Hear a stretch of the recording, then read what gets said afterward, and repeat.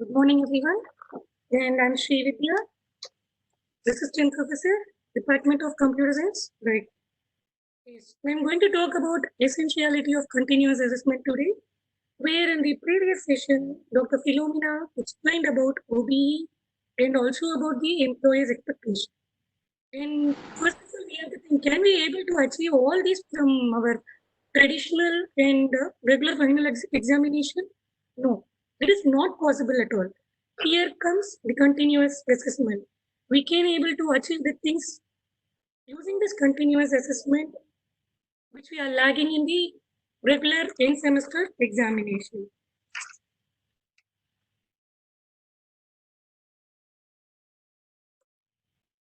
And at the end of this session, the participants can able to understand the essentiality, benefits, implementation, and also the types of evaluation of the continuous assessment. And we people, what we are thinking about the continuous assessment, whether it is an internal assessment or model exam, or it is beyond marks. No, actually it is not. We are thinking in a wrong way. And now we are going to discuss what is meant by continuous assessment and where we are going to use it and what are the types we can able to assess the students and the things which is given by Bloom, everything we are going to discuss in this session. And we all know the Bloom's taxonomy, 6 levels of Bloom's taxonomy, right? Even the Philomena ma'am have described you about those. But actually, this was a revised Bloom's taxonomy which we are dealing with. Actually, in the year of 1950, Benjamin Bloom, he headed a group of educational psychologists whose goal was to develop a system of categories of learning behavior to assist in the design and assessment of educational learning. Those psychologists have identified 3 different domains of learning, which is nothing but cognitive, affective, and psychomotor. So, cognitive is nothing but it is going to assess the students' thinking capability, knowledge, and reasoning. Whereas the affective, it is purely depend upon the character development of the student, particular student. In psychomotor, it is the motor skill development of the students. So in these way, a teacher can able to assess a student using this continuous assessment. And even in the federal government handbook on continuous assessment, that defines continuous assessment as a mechanism whereby the final grading of the student can be done using all these 3 cognitive, affective, and psychomotor domains. Yes. So whether we are satisfying these things in our regular examination, no, we are not doing. Yes. You may have a doubt. So in the cognitive domain, I mean in the Bloom's taxonomy, we know only the 6 things, right? To create, understand, analyze, application, evaluation, right? And these are the things we know. These are the 6 revised Bloom's taxonomy. So if it is a revised Bloom's taxonomy, what is the actual levels of domains, which will come under the cognitive domain, is invented or discovered by the Bloom. So these are the first six levels of domain, which includes knowledge, comprehension, analysis, application, synthesis, and evaluation. This is the first in the year of 1952. In the year of 1952, the Benjamin Bloom have invented these things. And later, it was revised in the year of 1980, where now we are using this revised Bloom's taxonomy. So that is a new one. And like a cognitive domain, we are having it for affective domain also, which includes attitude, feelings, emotions, interest, punctuality of the student, and also attendance in the class, and honesty, etc. So these are the affective levels of domain which we can able to assess the students. And the last domain is psychomotor, which deals with the motor skills of the students, where it is like reflex movements and basic fundamental movement, physical ability among others. So these are the 3 domain which was discovered by the group of psychologists in the year of 1950. And this is purely to make the education system to the continuous assessment. where in the continuous assessment, we are having a n number of advantages and the benefits for both the sides, as well as for teachers and also for the students. And whether we can able to include all this domain in the end semester examination? No, it is not possible, right? So even Dr. Philomena ma'am have told that only the 3 levels of Bloom's taxonomy can be able to achieve in the regular end semester examination. And what about remaining 3? We are not achieving it, right?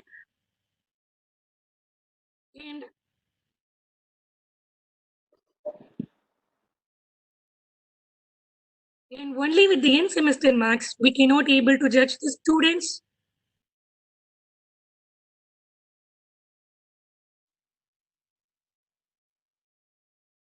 And with the end semester marks, we cannot able to judge the students. And here come the need of continuous assessment.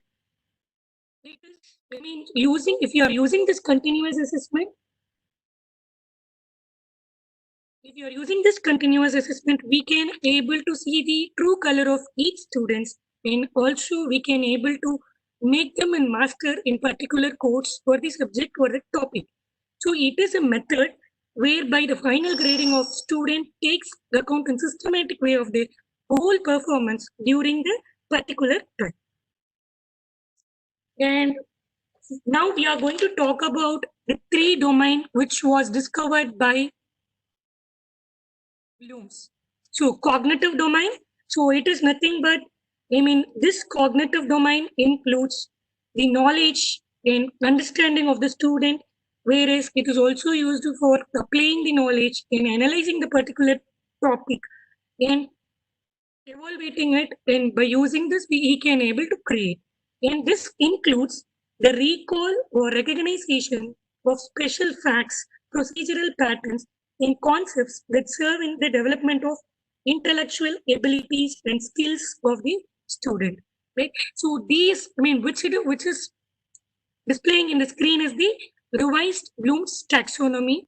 And the Bloom was given the 6 levels of domain in the year of 1956. Later, this was revised.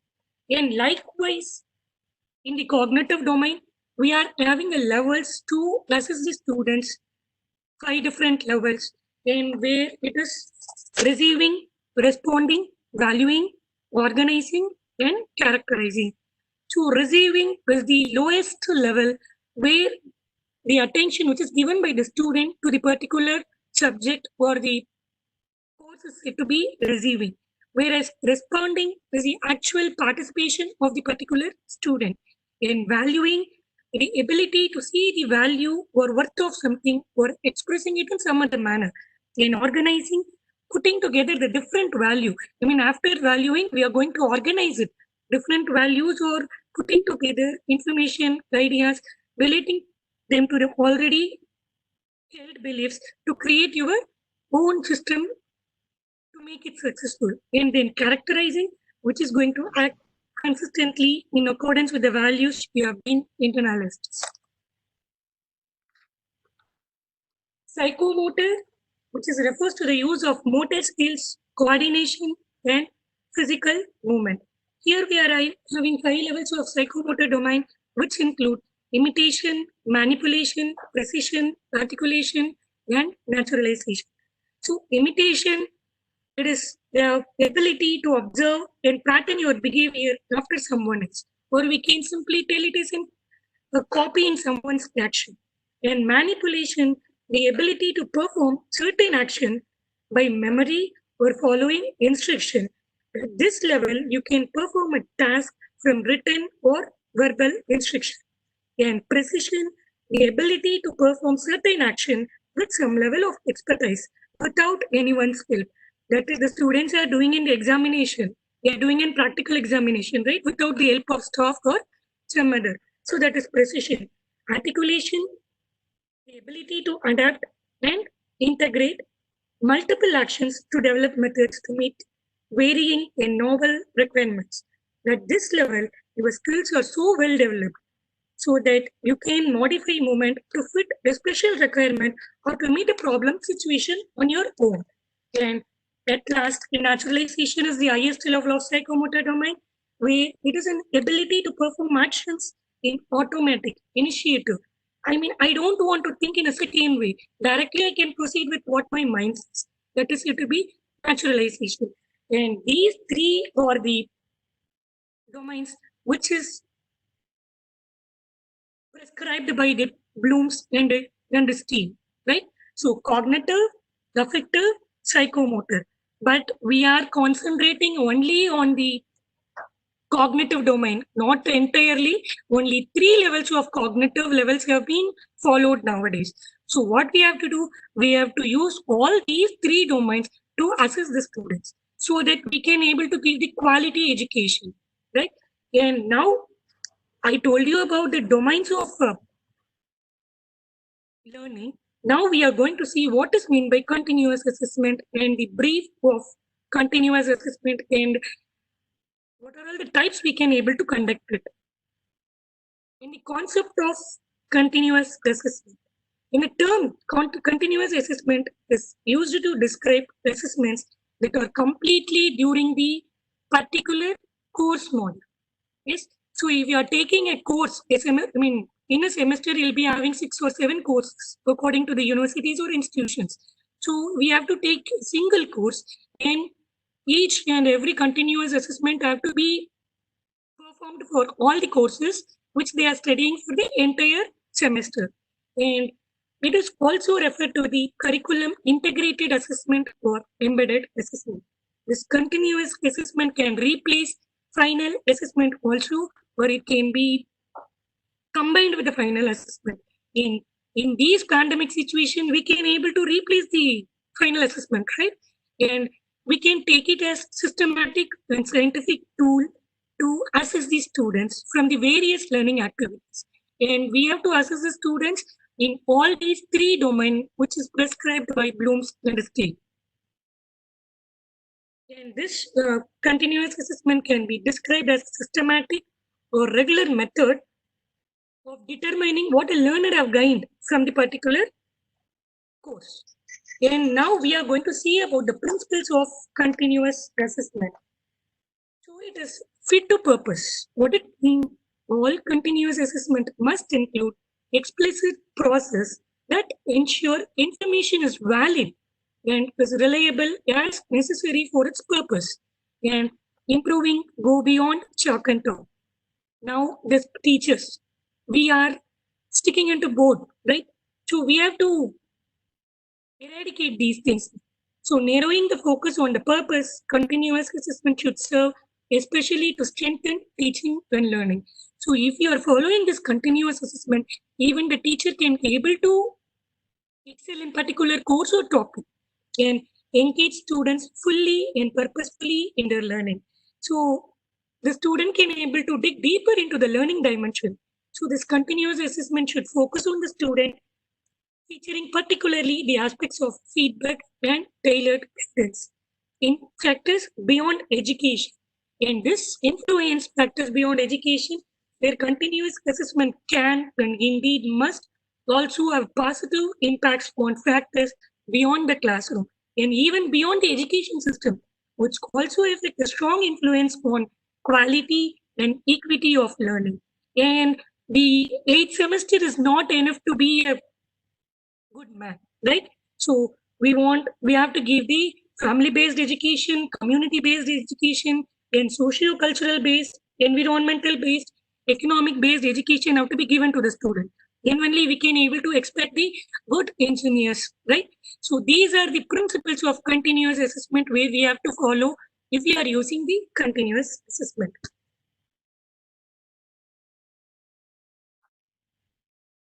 And now we are going to see the feature of continuous assessment. There are certain characteristic features of continuous assessment that makes it different from mainstream tests, which we are following now, a traditional examination, right? So these are regular and frequent in nature, so that the student can able to get rid of the final examination, right? And this this is also act as a intensive tool or relaxed yet efficient technique to judge the student. Hence, we cannot able to judge the students by using the end semester grades. And this focus primarily on the course module and ensure that they are treated as regular feedback. Moreover, the form of continuous assessment can be different than usual considering the final objectives. These continuous assessment technique is effective instrument to determine and develop competencies. This method is very comprehensive, cumulative, diagnostic, formative, guidance oriented, and systematic in nature, so that we can easily able to estimate the student, right? We can able to judge the student, and even the student can able to excel in the particular topic or the course. And now we are going to see the qualities of continuous assessment. And here in the continuous assessment, we can conduct it regularly and periodically in regular observation of practical skills or attitudes.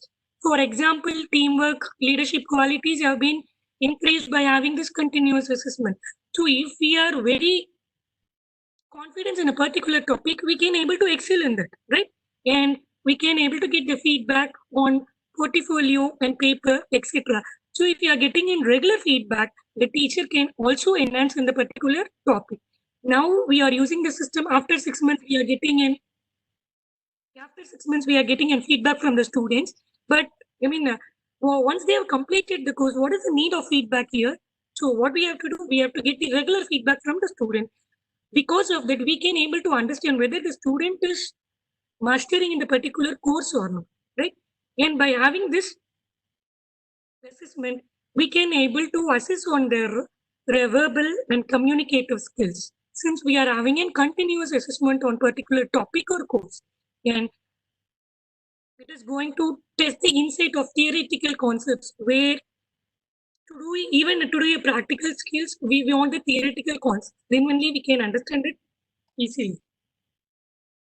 And now we are going to talk about the advantages of continuous assessment.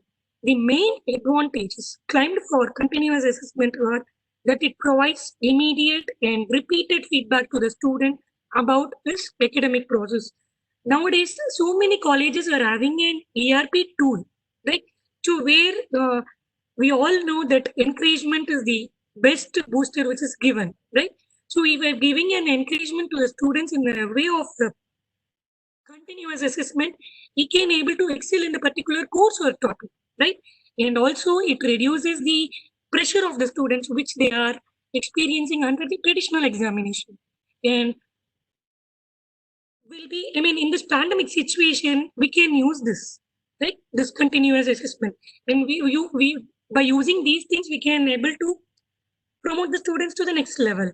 Even though we are not conducting the end semester examination, but we are judging the students in a perfect way, right? And these are the advantages of continuous assessment while comparing to the traditional assessment. And next, what is when we are talking about the advantages and benefits, qualities, right? This. At last, we are going to talk about what is the need of doing this, right? And continuous assessment plays a very significant role in boosting the learning teaching process, right? And this effective continuous assessment requires teachers to subject learners to lots of assignment and test in order them to excel in a particular topic. And students are tested on the concepts that to be taught in very depth, their understanding of subject content, and they're getting adequate exposure to the questions in the particular topic. And it is effectively carried out, if it is effectively carried out in all the institutions and universities, it will help learner to master what they are taught, unlike a situation where they accumulate a lot of lesson notes which became hard for them to revise in preparation for the final examination, right? Yes. So for these many more than half an hour, we are talking about the continuous assessment and need, quality, and everything. So before that, we have to know what are the types of assessment we can able to carry out in the regular course module. And we are having three types of assessment here: in assessment for learning, assessment of learning, and assessment as learning. these are the three types of assessment we can able to conduct in every course, where that we can able to judge the students very effectively by the method which we are using now, right? And this assessment for learning is nothing but a formative assessment. An assessment of learning is a summative assessment. An assessment as learning is nothing but, the students' progress is shown to stakeholders, right? So if you are a universities or institution, we are having the different levels of stakeholders, right? And these things can be used to assess a student in a different manner. And if it is an assessment for learning, it is an ongoing assessment that allows teachers to monitor students on day-to-day basis and modify the teaching method on what students need to be a successful. Yes. So after completing a class, we teachers usually ask the students, right, whether you are understanding my pedagogical method, right? So this is done in the assessment for learning. And this assessment provides students with timely, specific feedback that they need to make adjustment to their learning. Even the staff and also the students both have to adjust according to the particular staff and student. And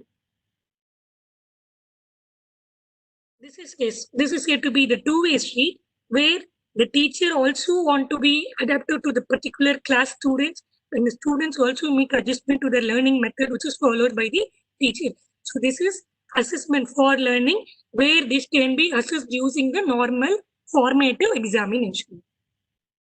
And then next is the assessment of learning, where this is nothing but a snapshot in time that lets the teacher, student, and their parents know how well each student has completed their learning task and activity, right? So timely, will be giving a timely report, like a report card or a progress card, right? So once a particular session have been examination have completed, will be giving them parents progress card, right? So that is summatively will be sending them. And this provides about the student achievement in the whole course for the particular examination. In addition to useful reporting information, it also has a positive effect on learning, right? Appreciation and encouragement plays a major role in our life, right? So this is an assessment of learning, where it is the summative assessment can be conducted through this. Now we know what is assessment for learning in assessment of learning. Now we are going to differentiate both the things, right? Yes. So assessment for learning is nothing but checks learning to determine what to do next. Yes. So the exam is over, the end semester is over. I want to think what I'm going to do the next.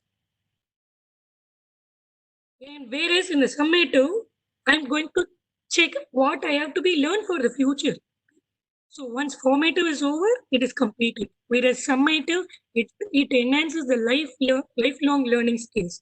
It is designed to assist educators and students in improving learning method and also in teaching method. And this is designed for information of those not directly involved in daily learning and teaching, whereas the addition to educators and their parents and the students can able to know the progress in the particular course, and is used continually by providing a descriptive feedback, and this is a periodic report. I told you it is a progress card like thing, and usually it uses a detailed, specific, and descriptive feedback, maybe in a formal or informal report, and whereas usually it compiles data into single number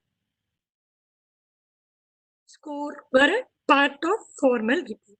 In whereas in the assessment for learning, it is not reported as a part of achievement, but it is reported as a part of achievement grade. So here it is usually focused on improvement compared with the students. Previous tests have been taken. And whereas here, we in the school days, even in the some colleges, they are giving a proficiency, right? So that is used this particular assessment of learning. And this involves student does not always involve the students in the assessment of learning, since the stakeholders, parents, are going to know about the progress in the particular course or the technique.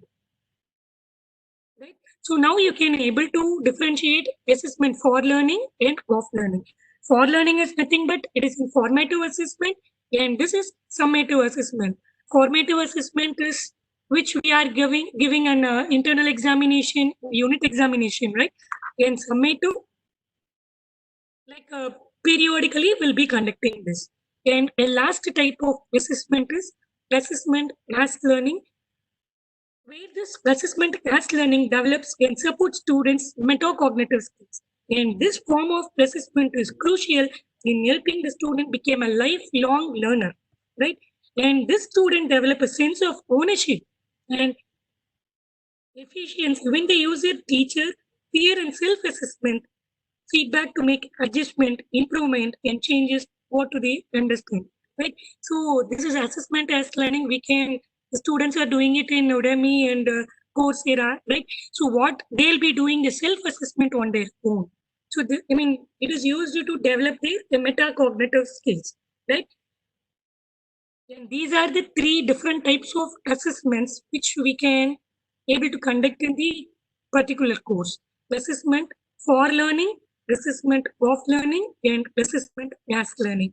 And I have given some examples of continuous assessment where which you can also include so many types, right? So question and answer in the lesson, which we are doing in all the formative exams, short test and quizzes. We are doing a short test, but not a quizzes in a regular manner, and written assignment, not as a normal assignment where the students is using to copying from internet, right? So like a case study, they have to develop a case study in student presentation and seminar. Nowadays, only interested students are doing a presentation, not everyone. So we have to encourage the students to participate in presentation seminar like that and practical skill test. So rather than by having a normal practical session, we have to make them to improve their skills, right? In homework exercise, in group exercise. Now the main problem from the student is they are not accommodating with other than their friends. So it will lead to, I mean, the employer expectation cannot able to be overcome here. So we have to give the group exercise projects. And even for the projects, we should avoid the in-house projects that will give the exposure to the student. And multiple choice questions, which the student can able to do it in a better way in peer assessment can be carried out. Now we are going to talk about the benefits of continuous assessment. And if you're talking about benefits, we are having, I mean, I have given only 4 or 5 points of benefits here, but we are having n number of benefits by using the continuous assessment. So continuous assessment allow teacher to monitor the impact of their lessons on the student understanding. Usually by seeing the students we teachers can able to understand, right? So what is the impact of the particular topic, whether the student understood or not, right? And even by the examination, like so many quizzes from the particular topic, we can able to understand more, and teaching pedagogy strategies can be modified. So we have to go beyond chalk and talk, right? And we have to think new methodologies to teach them. Yes, they told me teachers can modify their pedagogical strategies to include the construction of remediation activities for students who are not working at the expected grade level and the creation of enrichment activities for students who are working or above grade level. And this continuous assessment results with frequent interactions between students and teachers so that enable the teacher to know the strength and weakness of the student. And if you are a teacher, we want to know even the weakness of the students. Then only we can able to overcome the weakness of the particular student. And these exchanges foster a student-teacher relationship based on individual interactions. So apart from the mentorship, we have to have an individual interactions with each and every student of the particular course, right? So this will encourage the student and they can able to achieve their level.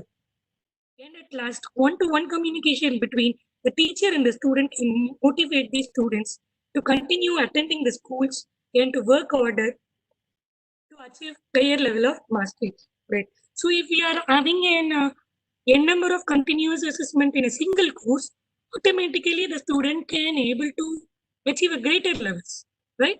So that is the major benefit of this continuous assessment. And because of this, the student will not be overstressed, right? And because of this, the student are not overstressed, and we will be having an sufficient time to do the particular assignments or to prepare the particular thing, right? And we'll be having an several guidelines and instruction which should not be an ambiguous error, and it create the opportunity to discuss with the student before starting the lesson whether this methodology is okay for you. Usually we'll ask, right? So these are the continuous benefits of the continuous assessment. This enhance the students capability of thinking, and we are going one step forward by doing this continuous assessment. So usually we'll have only, I mean, we can able to satisfy only three types of Bloom's taxonomy, right? So only the lower level, three lower level can be satisfied here in the regular in semester examination. Even though we are carrying out the project, mini project session and presentation session, and students are not putting their effort, full effect on that, and we cannot able to blame only on the students side, right? So we people have to innovate so many things, right? And because by using these three levels of domain like cognitive, affective, and psychomotor, we can able to test the students in different methodologies, right? And these are the guidelines of planning and organization of continuous assessment. We have to ensure the assessment technique is progressive and we are properly using that, right? And by the early stage, we should not set a major assignment to the student, whereas they cannot be able to complete that task. And we should not overstress them. And we have to give the sufficient time to prepare the particular assignment or the case study. And we have to give the clear instructions so that they can able to give us 10% result.